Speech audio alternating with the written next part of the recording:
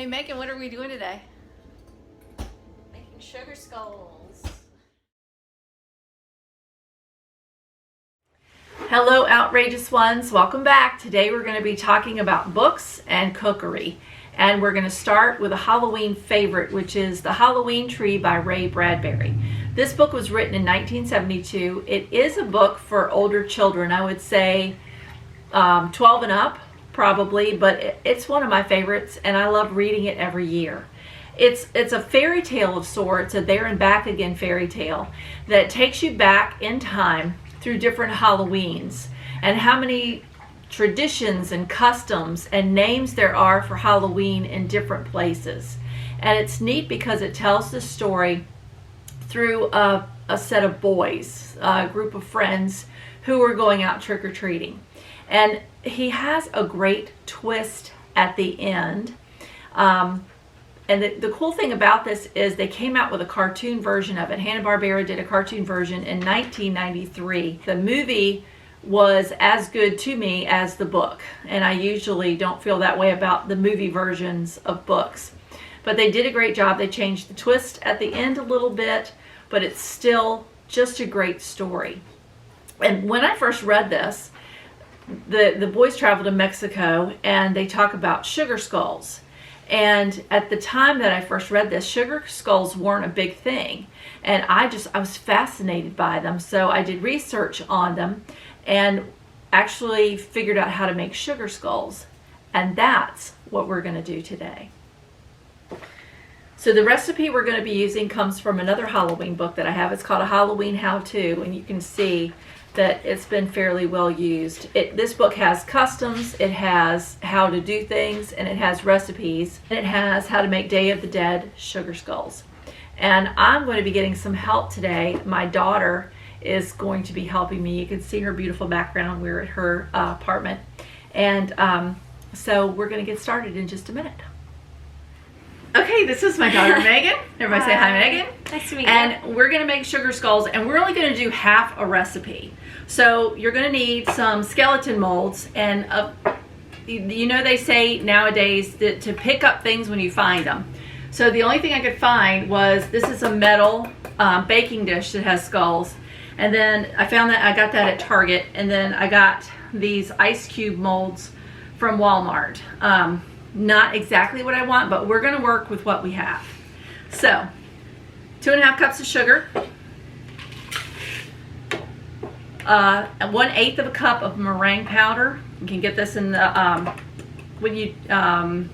Michael's, places like that where they do baking things. And then this is 5 teaspoons. Mm-hmm. 5 teaspoons of water. Aerial shot.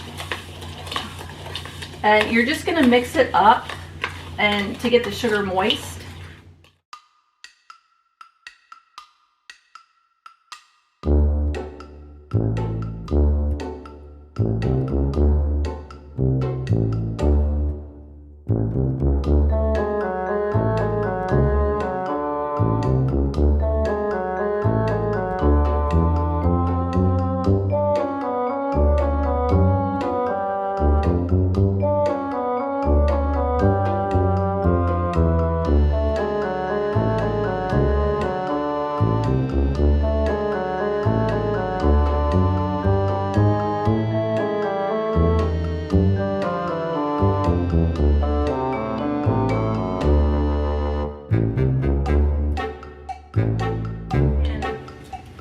Squeeze it and leave your fingerprint, then you're supposed to be able to put it in the molds and let them dry.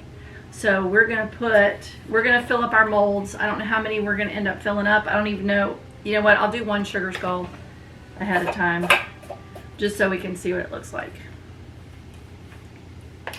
So all you do is pack it in. Pack it. Pack it up, pack it in. Oh, there's a Let it begin. Can we do this one? Mm-hmm. Yeah. I'll let you do the honors. Let her rip. All right, mine is packed and ready to go. I didn't know we were making sassy skulls today. Yeah, every day with me is sassy.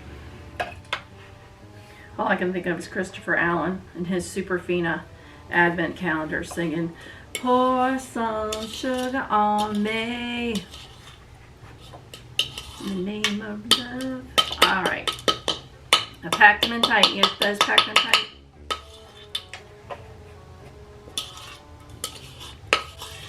Yes? Yep, I do. Yes, I do. Sugar skulls represent a departed soul and usually have the name written on the forehead to honor the return of a particular spirit. Sometimes they're eaten, but mostly they are placed on altars or on the tombs for a visiting spirit for the Day of the Dead.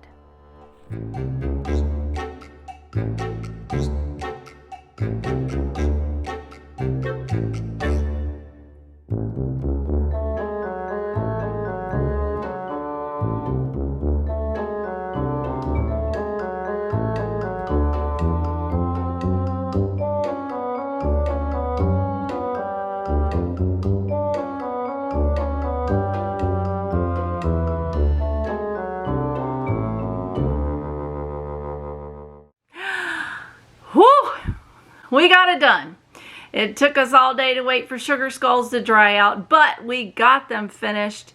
And originally we were going to use edible food markers, which I had bought, and I thought I was so smart because we had these little markers and it was going to be easy to make some details, and I had pretty colors and everything. And yeah, they work really well if you don't leave them at home. But I left them at home. So we had to go run to Food Lion, and we got little tubes of gel coloring, and they worked perfect. They didn't blend in together. They were fairly easy to use, and we got to decorate some sugar skulls. So that was something that we checked off that had to tie in with the Halloween tree. Before you go, I've got some book recommendations for you for Halloween. Some oldies and some new. I'm going to start with oldies, and I'm going to stick with Ray Bradbury since I've already read one of his. I'm also going to read Something Wicked This Way Comes and The October Country. One that I'm listening to as I'm walking and doing things in the morning is The Lost Apothecary by Sarah Penner. That is really, really good. And it goes back in time to 1791, and then it comes to present time. And some point, the two stories of these two women is going to tie in, and I can't wait. It's really, really good. Cackle by Rachel Harrison looks really good, and I have just checked that out from my online library, so I'll be reading that as an ebook. Last Girl Ghosted by Lisa Unger also looks good, and The Once and Future Witches by Alex E. Harrow.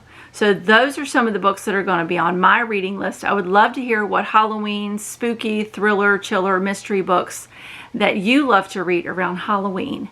If you haven't subscribed yet, please do so and join the channel. And if you like this video, give it a thumbs up.